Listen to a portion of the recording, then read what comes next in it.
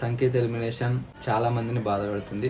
సంకేత్ ని ఎందుకు ఎలిమినేట్ చేశారు, అసలు రాజు, సంకేత్, దిశ ఇంత పవర్ఫుల్ కంటెస్టెంట్స్ ఎందుకు డేంజర్ జోన్ లోకి వచ్చారు, సంకేత్ ని మాత్రమే ఎందుకు టార్గెట్ చేసి ఎలిమినేట్ చేశారు అన్నది ఈ వీడియోలో మాట్లాడుకుందాం.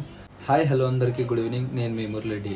మ్యాటర్లోకి వెళ్తే యాక్చువల్గా ఆ పర్టికులర్ ఎపిసోడ్ ఏదైతే ఉందో, సంకేత్ ఎలిమినేట్ అయిన ఎపిసోడ్ ఏదైతే ఉందో అందులో 7 పర్ఫార్మెన్సెస్ అయితే 4 సేఫ్ సైడ్ ఉంటారు అనమాట. వీళ్ళు 3 మాత్రమే డేంజర్ జోన్ లోకి వస్తారు.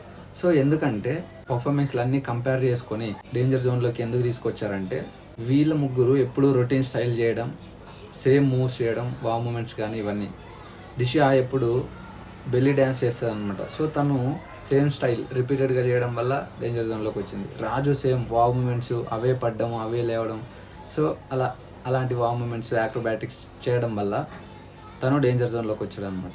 సో సంకేత్ కూడా సేమ్ ఎప్పుడు చేస్తే సోలో లేదా డ్యూయెట్.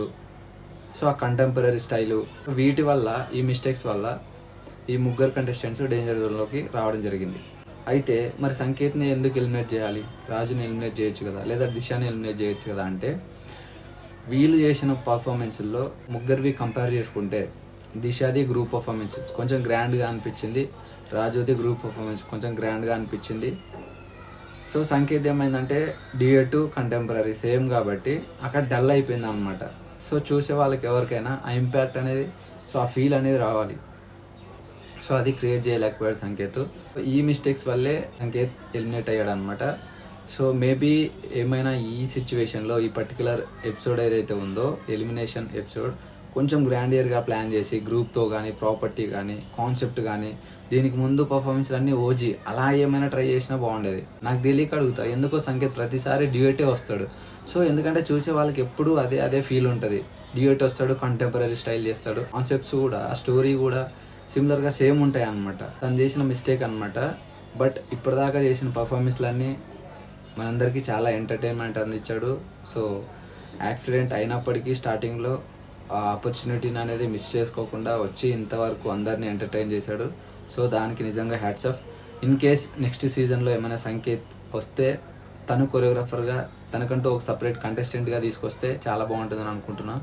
మరి కామెంట్ సెక్షన్లో మీరేమనుకుంటున్నారో మీ ఒపీనియన్ కామెంట్ చేయండి, ఓకేనా? అంటే నా ఒపీనియన్ ప్రకారం నేను చెప్పిన, బట్ సంకేత్ ఫ్యాన్స్కి ఇది హట్గానే అనిపించవచ్చు, బట్ ఉన్న రియాలిటీ మాట్లాడినా. ఎందుకంటే ఇప్పుడు ఈ ఉన్న సిచ్యువేషన్లో చాలామంది ఎలాంటి వీడియోస్ చేస్తారంటే, ఎవరు విన్ అయ్యారు, ఏంటి కావాలని ఎలిమినేట్ చేశారు, అన్యాయం చేశారు అంటే ఎక్కువ ఫ్యాన్స్ ఏదైతే మాట్లాడతారో దానికి రిలేటెడ్గా వీడియోస్ చేస్తారనమాట. బట్ నేను ఎలా అంటే, ఒటేషన్లో ఉన్న పర్ఫార్మెన్స్లు బేస్ చేసుకొని ఎవరు ఎలా చేశారు ఏంటిది ఆ కంపారిజన్ అనేది బేస్ చేసుకొని నేను వీడియోస్ చేస్తా. సో హార్ష్గా అనిపించిన దాన్ని అర్థం చేసుకోవడానికి ట్రై చేయండి, ఓకేనా? సో ఇట్లాంటి ఇంట్రెస్టింగ్ వీడియోస్ కోసం మన పేజ్ని ఫాలో అవుతుండండి, మన ఛానల్ని సబ్స్క్రైబ్ చేసుకోండి, ఓకేనా? ఉంటాం మరి.